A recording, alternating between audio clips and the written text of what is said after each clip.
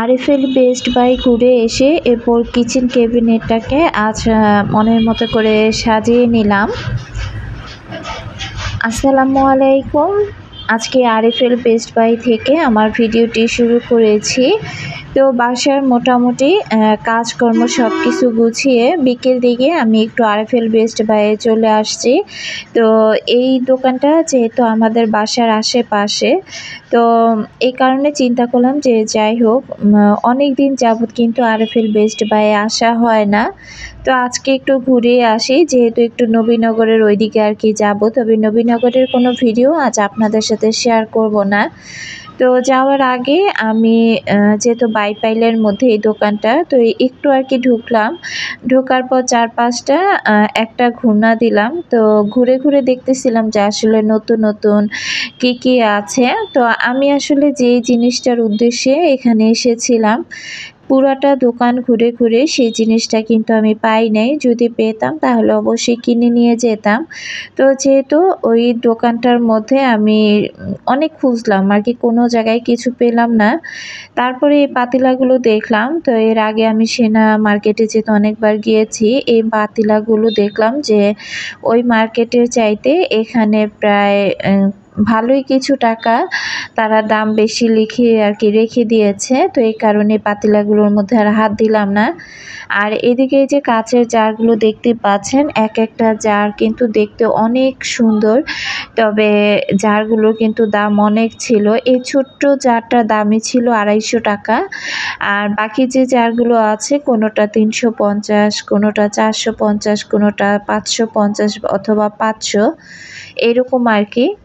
এই অয়েল জারটা এটা লেখা দেখলাম এখানে প্রায় 175 টাকা, হ্যাঁ 175 না 157 টাকা আর কি লেখা দেখলাম। তো মনে হয় 175 টাকাই আমি লেখা দেখলাম। তো যাই হোক, এটাও আমি সেনা থেকে কিনেছিলাম, একজন ভাবিকে কিনে দিয়েছিলাম আর কি 150 টাকা দিয়ে। তো তারা হয়তো বা 10 টাকা আর কি ছাড় দিবে কিনলে, এমনই। তো এখানে সব ঘুরে ফিরে আসলে সত্যি বলতে আমার এই ঝুড়িগুলো কিন্তু অনেক পছন্দ হয়েছে। তো ঝুড়িগুলো না অনেক আর কি খুব সুন্দর সুন্দর কালেকশানে ছিল। আরও সুন্দর সুন্দর ঝুড়ি আছে আরএফএল বেস্ট বাইয়ে, তবে এই দোকানটার মধ্যে তেমন কোনো কিছু আর বেশি একটা ভালো কালেকশান ছিল না। তো যাই হোক, আমি কিছু ঝুড়ি দেখলাম। আর এই অয়েল জারটা দেখতেছিলাম, এটা কাচের কিনা না, এটা একটা চাচের অয়েল জার। এটার দাম ছিল প্রায় 500 না 550 টাকা আর কি, একেবারে হালকা ছিল। আর এটা কিন্তু সরি আর কি, এটা তো কাচের না আর কি, চাচের থাকার কারণে হালকা, তবে এটা ব্যবহার করার পর যখন ধোয়া হবে তখন আস্তে আস্তে কিন্তু এই গ্লাসটা একটু ঘোলাটে হয়ে যাবে। তো আমার তেমন একটা পছন্দ হয় নাই, এই কারণে আবার রেখে দিলাম। প্রত্যেকটা ঝুড়ি আমি একটা একটা করে দেখতেছিলাম যে ঝুড়িগুলো কি কাজে ব্যবহার করা যায়, যেহেতু আমার মাথায় আসছিল না যে এগুলো আমি কি কাজে ব্যবহার করব। শুধু এই ঝুড়িটা ডিম রাখা অথবা ফল রাখার কাজে ব্যবহার করা যেতে পারে। তো যাই হোক, সব দেখে শুনে তারপরে আমরা একটু কুটির শিল্পে গিয়েছিলাম, সেখানে ঘোরাঘুরি করেছি, তবে সেখানে গিয়ে আর ক্যামেরা অন করি নাই। এরপর বাসায় চলে আসছি, এখন সন্ধ্যার সময়। তো জবা আর কি বলতেছিল যে আম্মু ক্ষুধা লেগেছে, কি খাবো আর বাসে কি নাস্তা বানাবা। তো পরে চিন্তা করলাম যে ঘোরাঘুরি করে আসলে আর ভালো লাগতেছিল না। তো মেয়েকে বললাম যে ঠিক আছে তাহলে নান রুটি আর চিকেন চাপ কিনে নিয়ে যাই, এটি দিয়ে বাসায় আজকে সন্ধ্যার নাস্তা করে ফেলো। তো যেই কথা সেই কাজ, এই তো চিকেন চাপ নিয়ে আসছি আর নান রুটি নিয়ে আসছি, আর তারা সাথে আর কি সালাদ দিয়ে দিয়েছে। তো এগুলো দিয়ে আর কি আজকে সন্ধ্যার নাস্তাটা হবে। আজকের ভিডিওটা কিন্তু আমি 2 দিনের মিলিয়ে আজকে একটা ভিডিও আর কি সাজিয়েছি। আমার সকল আপু এবং ভাই আঙ্কেল আন্টিদেরকে রিকোয়েস্ট করব, যারা ভিডিওটি ক্লিক করেছেন এখনও পর্যন্ত একটি লাইক দেননি, প্লিজ একটি লাইক দিয়ে ভিডিওটি কন্টিনিউ করবেন। আর যারা লাইফস্টাইল ব্লগ দেখতে ভালোবাসেন তারা যদি আজই নতুন আমার চ্যানেলে প্রথম ভিজিট করেন, যদি ভিডিওর কোথাও কোনো অংশ আপনাদের কাছে এতটুকু ভালো লাগে, চাইলে চ্যানেলটি সাবস্ক্রাইব করে আমার পাশে থেকে যেতে পারেন। তো এদিক থেকে তো মেয়েরা খাওয়া দাওয়া করে নিচ্ছে, আর পানির তৃষ্ণায় আমার একেবারে অবস্থা খারাপ হয়ে যাচ্ছিল। তো মেয়েকে বললাম যে তাড়াতাড়ি আমাকে পানি দাও, আমি পানি খাবো। আর কি কি কেনাকাটা করেছি সেটা খাওয়া দাওয়া শেষ করে তারপর আপনাদের সাথে শেয়ার করছি। শারমিন শিমু আইডি থেকে আপু কমেন্ট করেছিল যে আপু তোমার মেয়েরা মাশাআল্লাহ তোমার থেকেও তো অনেক লম্বা হয়েছে। তবে হ্যাঁ আপু তুমি ঠিকই বলেছ, আমার জবার চেয়েও আমার জুই মাশাআল্লাহ অনেকটা লম্বা কিন্তু বেশি হয়েছে। তো মাঝে মাঝে জুইয়ের বাবা জুইকে বলে যে জুইকে পুলিশের চাকরি আর কি দিয়ে দিবে, আর কি এটা দুষ্টামি করে বলে। তো যাই হোক আমার মেয়েদের জন্য আমার সব আপুরা দোয়া রাখবেন। আর এদিক থেকে আমি কি কি কেনাকাটা করেছি সেগুলো এই তো বের করে নিচ্ছি। সারা আরএফএল ঘুরে আমি কিন্তু তেমন কিছু কেনাকাটা করি নাই। আর এদিকে দেখেন আমি কিছু টুকটাক আবার বাজারও করে নিয়ে আসছি, যেহেতু একটু সেনায় গিয়েছিলাম। সেনা আর কুটির শিল্প বেশি একটা দূর না যেহেতু, এই কারণে কিন্তু আমি মাঝে মাঝে কুটির শিল্পে গেলে সেনার মধ্যেও একটু ঢু মেরে আর কি আসি। এখানে মেয়ে একটা শুধু লুফা কিনে নিয়ে আসছে আরএফএল বেস্ট বাই থেকে। তো আমি তাকে নিষেধ করতেছিলাম যে বাসায় একটা আছে, এটা কেনার দরকার নাই, না তার এটা পছন্দ হয়েছে সে এটা কিনবেই। তো যাই হোক মেয়ের যেহেতু পছন্দ হয়েছে তাই ওকে ওটা আর কি কিনে দিলাম। এখানে একটা কাজল ছিল না আর কি, চোখে কাজল দেবার একটা কাজল নিয়ে আসছে, ওর একটা এই তো বডি ওয়াশ কিনে নিয়ে আসছে। ও আর কি গায়ে সাবান ব্যবহার করে না, বডি ওয়াশই বেশিরভাগ ব্যবহার করে। আর এদিক থেকে আমি 3টা এই যে হুক নিয়ে আসছি। আসলে না আমি কিচেনে কোনো হুক লাগিয়ে রাখতে পারি না, জানি না এই হুকগুলো কেমন হবে। আর এখানে আমি 4টা আর কি হাঁড়ি পাতিল রাখার জন্য এই যে 4টা ম্যাট নিয়ে আসছি। আর এই ঘন্টিটা নিয়ে আসছি।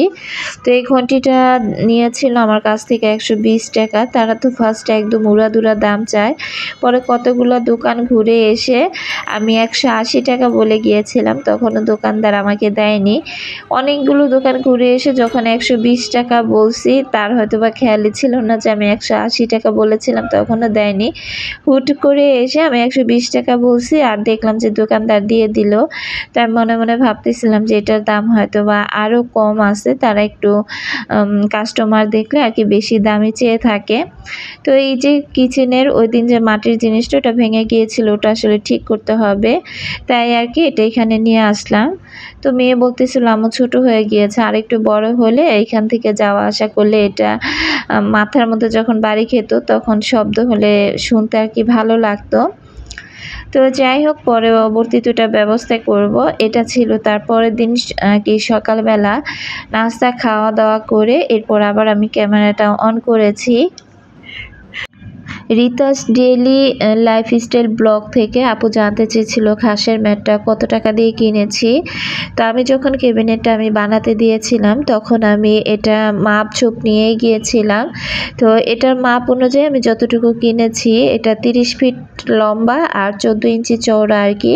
তো আমার কাছ থেকে এটা 350 টাকা দাম চেয়েছিল। তো এর আগেও আমি যেহেতু ওই দোকানটা থেকে সব সময় সব কিছু কেনাকাটা করি, মোটামুটি একটু পরিচিত, তো এই কারণে কিন্তু দাম দর করে অনেকটা বলে কয়ে আমি 330 টাকা দিয়ে আর কি কিনে নিয়ে আসছি।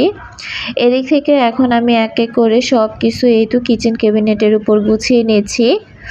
কিচেন ক্যাবিনেটের মধ্যে কিন্তু আমি দরজা লাগাই নাই, আর ভিতরের অংশে আমি আসলে এখনো কোনো ম্যাট দিতে পারি নাই, এই কারণে কিন্তু আজ ভিতরের অংশটা আপনাদের সাথে শেয়ার করলাম না, আর কি পুরোটাই শেয়ার করতে পারলাম না। আর এটার মধ্যে আমি কোনো পাল্লা দেই নাই, যেহেতু আমার কাউন্টার টপ একেবারে ছোট আর টুকটাক এই 3-4টা জিনিস কেনার কারণে কিন্তু আমি দেখা যায় এগুলো ঠিকঠাক মতো কোথাও রেখে ব্যবহারও করতে পারতেছিলাম না, এই কারণে কিন্তু এই জিনিসটা বানিয়ে নেওয়া। এরপর আবার রান্না করার পর হাঁড়ি পাতিল রাখাও আমার একটু সমস্যা হয়ে যাচ্ছিল। তো অনেক দিন যাবত যেহেতু ভাবতেছিলাম এমন ছোটোখাটো একটা কিচেন ক্যাবিনেট বানাবো যেটা আর কি সামনের সাইডটা পুরোই খোলা থাকবে। তো একদম সিম্পল ডিজাইন দিয়ে আর কি বানিয়ে নিয়েছি। গতকালকে ভিডিওতে আমার অনেক আপুরা এটা দেখতে চেয়েছেন, তো পুরোপুরি যেহেতু সাজাতে গুছাতে পারি নাই কারণে দেখাতে পারলাম না, আন্তরিকভাবে দুঃখিত। তবে হ্যাঁ, রেগুলার যেহেতু ভিডিও শেয়ার করছি অবশ্যই আপনাদের সাথে শেয়ার করব। আর আসলে কাউন্টার টপটা যদি বড় থাকতো তাহলে এই জিনিসটা বানানোর আমার কোনো প্রয়োজনই ছিল না। আসলে ঢাকা শহরে থাকতে গেলে কত কিছু যে প্রয়োজনের তাগিদে ব্যবহার করতে হয় তার কোনো ঠিকই নেই। তো আমি আপাতত এভাবে আর কি সাজিয়ে গুছিয়ে নিলাম। পরবর্তীতে চিন্তা করব যে কিভাবে দিলে, কিভাবে রাখলে আর কি সাজানো গুছানো দেখতে ভালো লাগে।